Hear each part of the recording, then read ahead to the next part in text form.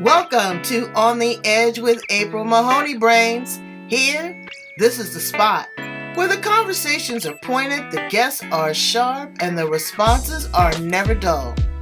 Did you bring your thinking caps? Because it's time to put them on. Because the conversation starts now.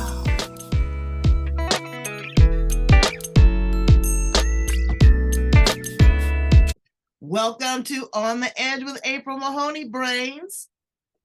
We're at the spot, the location, where the conversation is pointed and the guests are sharp and the responses are never dull. Today, we have Debbie Debonaire, all the way from the UK, United Kingdom. She is a contributor to a brilliant anthology that has just been released, Alive to Thrive. What is the subtitle? Alive to Thrive. Life After Attempting Suicide, Our Stories. Wow. We're going to talk about anxiety, stress, depression, but how to overcome it, how to live a life, and how to thrive. Because it's a story. And we're about story, a testimony, what you've been through, the road to recovery, and what's to look forward to on the other side. So let's welcome her to the edge. How are you, Debbie? I'm great. Thank you, April. Thank you so much for having me. And hello to all you brains out there. It's great to be here. Well, yes, and it's great to be had because you know what? There was a time in your life where you didn't think that you were worthy to sustain it. Tell us a little bit about you and what happened during that period. Yeah. During that period, it was tough. I survived 3 attempts at suicide, having gone through a lot of bullying. I was bullied from the age of 8 years old to 16 at school, whilst I was also being mentally bullied at home as well. So it was quite a traumatic time, but nobody ever knew because being the actress that I am, I always put a front on, hid behind the mask of the characters I played on stage, and kept the secret very well, and didn't tell the story for a long time because I thought, who would want to hear my story?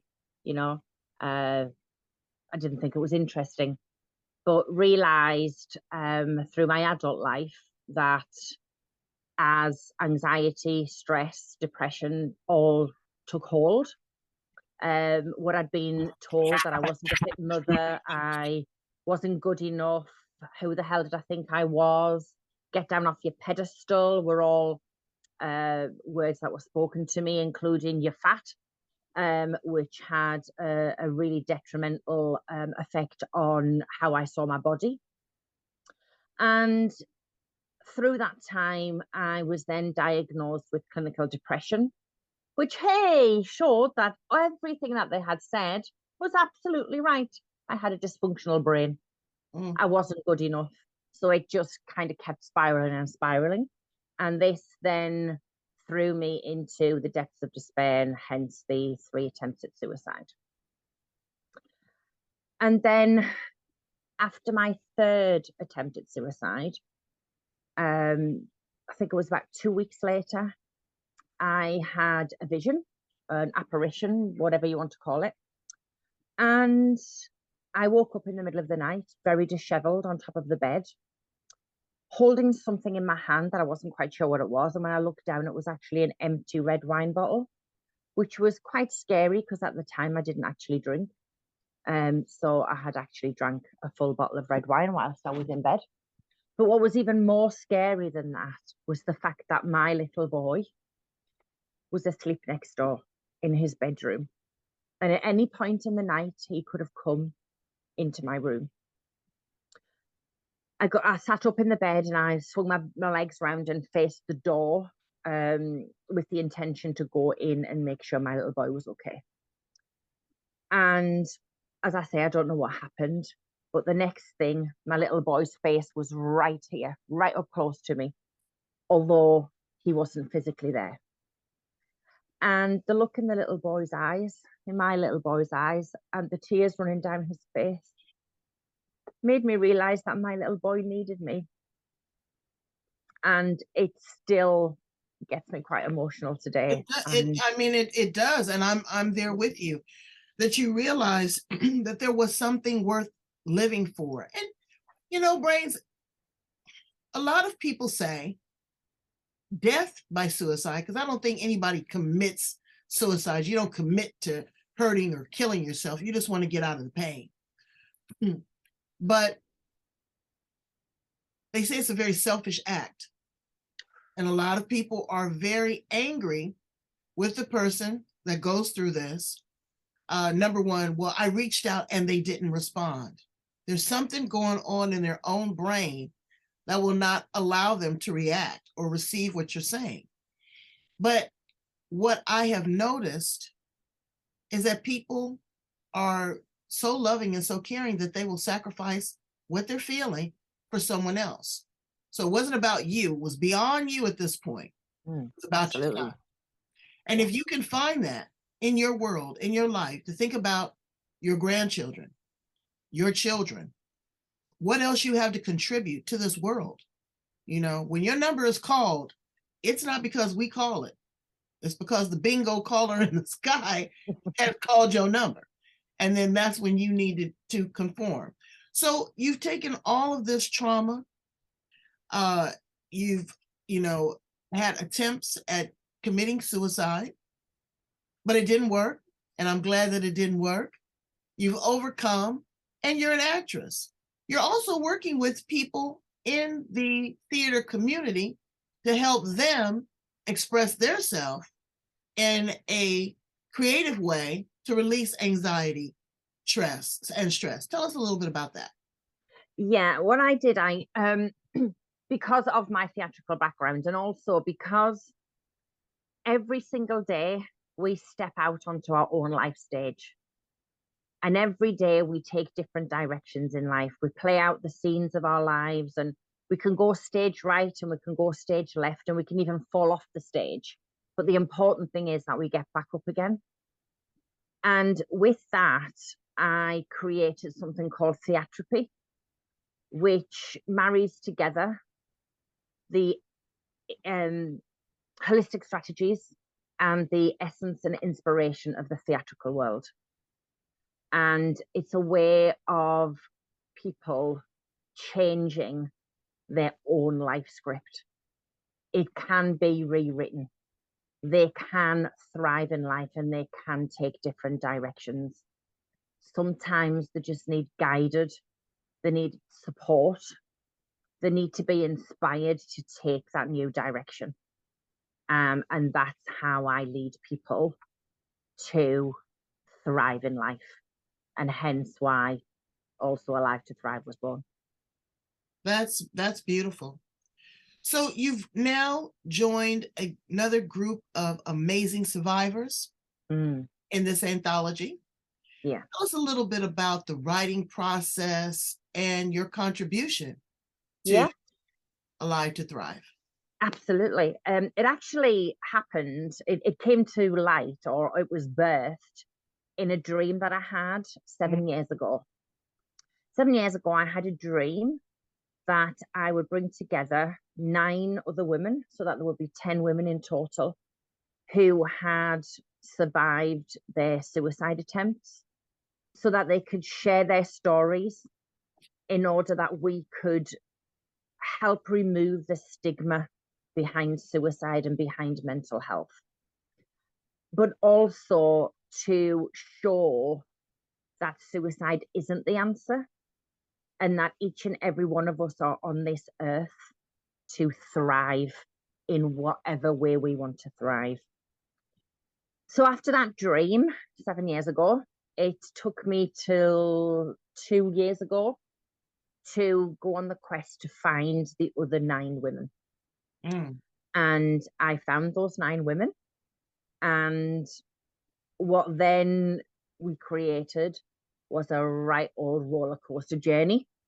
And I can tell you, you brains out there, the fun fair has nothing on our roller coaster. It was just so many ups and downs. I wanted to walk away from it 3 times. Didn't think, it was it was going to happen. And it took so long because there were many characters, many personalities that we had to, work through. But not only that, we each had our own stories to work through. And working through those stories brought up areas that, although we thought we'd worked through, there were still things there lingering that still needed to be worked through. But we supported each other and we held each other high to get us through the tough times. And it was written, and then we were hit with some different legalities because things changed, laws changed in the US, things changed in the UK, and we had to rewrite things so that we changed wording, etc. And I really want to stress that this book is real life stories, and it does come with a disclaimer because of the subjects we talk about. But the reason the book came to life was so that it could get into the hands of those people, whether you have suicidal thoughts or whether you know someone who has suicidal thoughts, or who, if you've been affected by suicide in any way, it's to get into those people's hands who need the guidance and need the inspiration to understand that life is for thriving in. And that's why the book came to life. Well, that's beautiful. So you are going to grace us with an excerpt. Share with us a little bit about what you contributed to the project. Yep, I will do. Thank you so much for giving me this opportunity. I've just opened a page, and this is the page that we were meant to listen to. So all the things I was taught as I was growing up: you're useless, you will not amount to much, you're thick, who do you think you are? The mental illness proved them right. My brain was dysfunctional. I had a chemical imbalance and it spiraled out of control. Then agoraphobia kicked in. I couldn't speak to people. Lost, alone, not knowing what to do, where to go, who to speak to. Spiraling into the depths of no return, resulting in 3 attempts at suicide. The last one I should never have survived, because I cut the brakes on my car and drove it at high speed into a wall. For whatever reason, I did survive. And that started the journey back from the depths of despair. Wow. Ooh, I can't even imagine.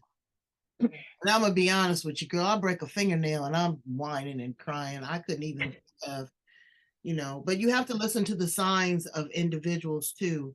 A lot of people say that when people are in a suicidal mindset, that you have to ask them, have you thought of a plan? Have you thought about what you're going to do? Have you thought about the responsibility that you have to others? Have you thought about what you're going to leave behind? What are the challenges? Is there anything I can help you with? How can I love you through this? Simple, soft sales. I had a friend, unfortunately, he didn't survive. He was in the military and he had mental illness, but they were giving him injections because he wouldn't take the pills. So they gave him injections, but that really did something to him. And they found him hanging in his garage. But he wrote a letter, and in that letter, he explained how he was feeling, how his mind just would not allow him to adjust to, quote unquote, the norm, that there was no talk therapy that could help him, and that this was his final curtain call and this was his destiny. And so when you hear that a person is struggling that hard, it doesn't bring you comfort, but it brings you to a level of understanding. It brings you to a level of awareness, sensitivity. I don't really know what do we do for a person that's in a troubled state like that. as an outsider looking in, what would be some suggestions or some recommendations that you would give us to help support someone that's in a very, suicidal state? Yeah, it is a real difficult one, and I do appreciate it is difficult for those on the outside. And I know a lot of it is, and I don't mean this to be disrespectful to anybody, but a lot of it is ignorance about mental health, or ignorance about what gets that person to the point where they are suicidal. And we say reach out. Well, sometimes it's really hard for those who are in it to reach out. So we have to rely on those on the outside to do the reaching out, and notice the signs. Has the person, changed? Has their attitude changed? Are they doing things out of character? Are they withdrawing, or are they actually going the other way? Because a lot of people actually go the other way because they're hiding behind that mask of, I'm fine, I'm absolutely happy. They're hiding behind that, and it's not the normal way that they are. So the main thing is really to see if you can see any signs, and just asking the question, and don't ask, are you okay? Because we're going to turn around and say, yes, we are okay, but go a little bit deeper with your question. How are you feeling? And if they say, I'm feeling okay, ask them, what does okay feel like?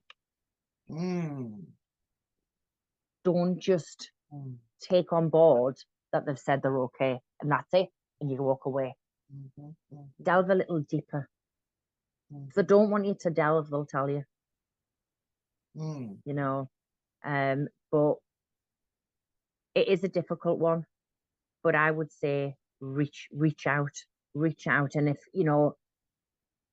if you're not getting, not necessarily the answers that you want, but it's not easing how you're feeling about this other person, then go to someone who is educated in dealing with people who are, or looking after people, or being there for people who have suicidal thoughts, or who are dealing with mental health difficulties. Because sadly, mental health is a silent disease. It's very judgmental and subjective. Everyone is different. Absolutely. And then you have the individual, like you had the wine bottle, that self-medicate because they know that there's something wrong. They don't like the traditional medication because it makes them sleepy, or it makes them, brain fog, or, makes them nauseous. I get all of that, but give it time. Just like any medication, give it 2 weeks, give it 3 weeks to see if your body will adjust to that. If not, get another cocktail. Go back to the doctor, chart your symptoms, how you're feeling, what it's making you do, and see if there's other options and choices. Look into Reiki. Look into hypnotherapy. Look into RTT, emotional freedom technique, hypnotherapy. There are other modalities that can help you in these, release these blockages outside of just thinking that you're alone. Support groups are very important. Knowing that there's other people, connecting with Debbie online, creating your own creative arts. Maybe you want to paint. Maybe you, again, want to dance. Maybe you want to play an instrument. But there are outlets for you to be able to explore. There are options. So, Debbie, you're on the other side of this, and I'm so glad. I am, yes. Tell us some good stuff. Tell us about the theater group. Tell us about all the wonderful things that are now thriving at. Yeah, well, when I came out the other side, which it did take me 6 years to come out of the other side from that moment, and that was one of the reasons why I decided that I needed to work on myself so that I could be here for other women and men, so that it didn't take them 6 years. And what I did when I came out the other end was I actually went back to university, and I gained a first class honours degree in disability studies, which focused very much on mental health. And I then, after that, raised £3,500 by doing the Inca Trail and climbing 13,550 feet, I think it is, above sea level, which ironically ended with me in hospital and ended up with a artificial hip. But I would not change that experience for the world. It was an amazing experience. And then I pursued the path of being here to guide, support, inspire, and empower people to take back control of their emotions so that they can thrive in life. So I became a holistic counsellor. I also became a heart math coach. And I am now an emotions consultant and trainer, where I take people on a journey where they can regain control of their emotions that are keeping them stuck in the place where they don't want to be. Well, you are doing a lot of heavy lifting. What do you do to renew yourself? You know, what do you do for relaxation and fun? Yeah, for fun, I dance, I act, I sing, I walk. They're all the fun things that I do. To restore my soul, I meditate. Although the singing, dancing, acting, and walking also refill my soul as well. And they are a meditation as well. Absolutely. And I laugh as often as I possibly can. And I do take people through laughter therapy, which has them sat there looking at themselves laughing for no particular reason other than you can laugh. I did that. It's called laugh yoga here. We did. Yeah. I was exhausted. Yeah. Laughing for 30 minutes. My abdomen was just quivering because you don't realize how much it takes. But it was an amazing, amazing course.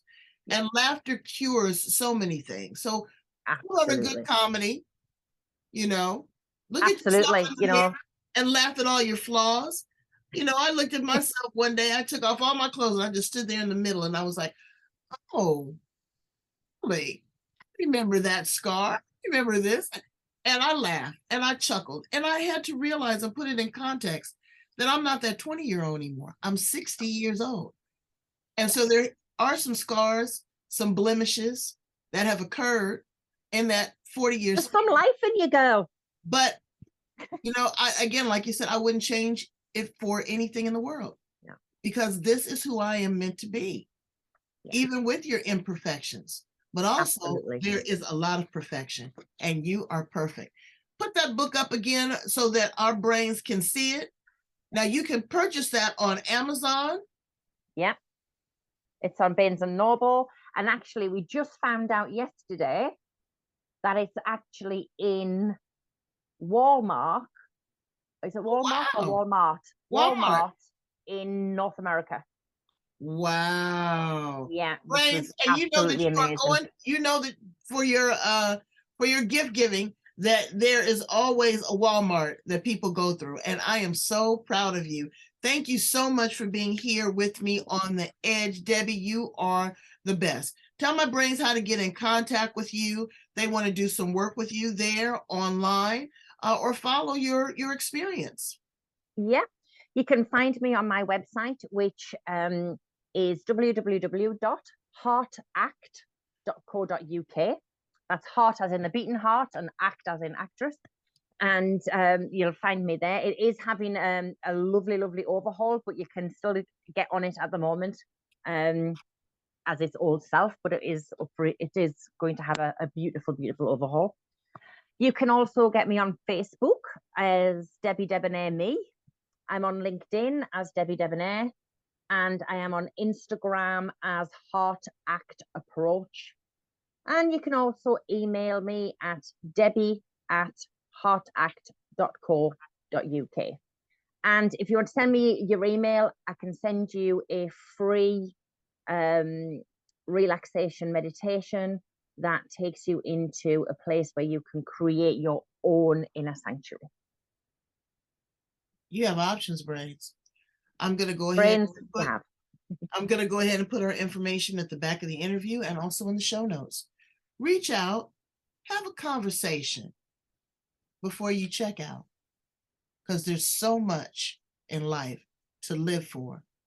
There's so much laughter left. There's so much joy. There's other people, but there's a lot of people in your subconscious mind that you haven't even met. Pull them to the forefront. Let them shine. Let them act. Yeah. I'd like to just leave them with a little quote that I use quite a lot. Absolutely. And that is, if you don't mind, is to choose life, choose freedom, but most of all, choose you. And that's the best choice of all. Thank you so much for choosing us here on The Edge, Debbie Debonaire. Thank you, April. Thank you so much. Bye, Brains. Bye, Brains.